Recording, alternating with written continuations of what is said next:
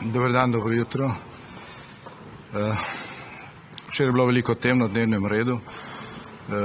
Trenutno najpomembnejša po mojem mnenju, kjer smo tudi dosegli največji napredek, je pripravljenost na nadaljevanje izhoda iz pandemije.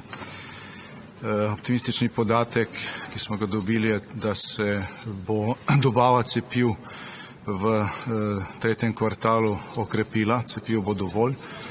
Zdaj je ključni problem, kako uporabiti vse resurse, ki jih ima na voljo Evropska unija in države članice za to, da se čim večji odstotek populacije v vseh državah članicah pocepi, kako čim prej spraviti v polno operativnost evropsko digitalno COVID potrdilo, ki je hkrati tudi veliko spodbuda za nadaljevanje cepljenja.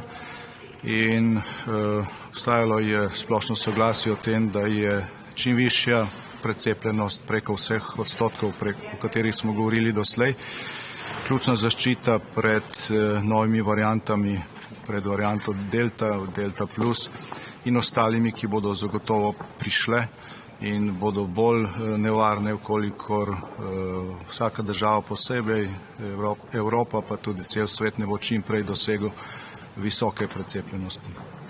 Glede Madžarske, kanclerka Merklova je včeraj rekla, da je bila razprava polemična, a iskrena. Kaj ste povedali vi? Kakšno je stališče Slovenije? Slišali smo včeraj, da je bila Slovenija s Poljsko edina, ki je podprla madžarska stališča. Zdaj prvič ni šlo za sprejemanje nikakršnih stališč, ni nobenega teksta, nobenega predloga. Šlo je za iskreno izmenjavo mnenj, ki je bila na trenutke tudi zelo vroča. Slovenija in še mnoge druge države ne želimo biti del nobenih novih delitev v Evropi. Dovolj jih je bilo, mi smo šli v Evropsko unijo zato, da se združujemo, ne da se delimo. Če je problem s kakšnim-koli zakonom, katerikoli državi članici, obstajajo legalni mehanizmi, postopki, ki jih lahko sproži komisija, to se je skozi dogajalo.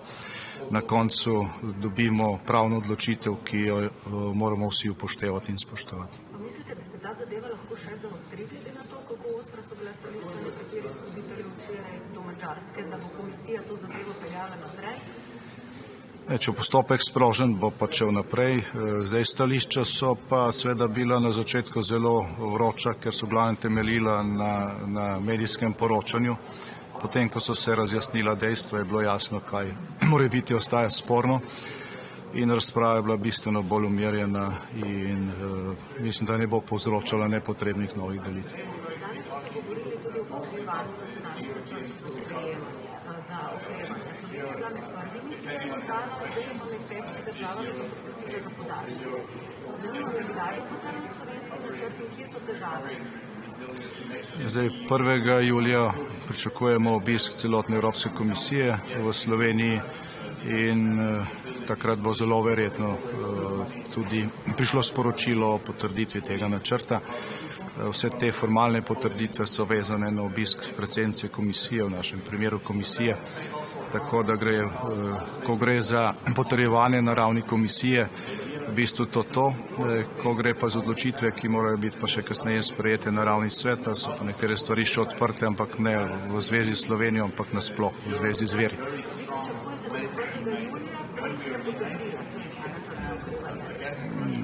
Pričakujemo, da bo takrat sporočeno slovenski javnosti, tako kot je bilo ob dosedanjih obiskih predsednice komisije ali posamičnih komisarjev po drugih državah članicah.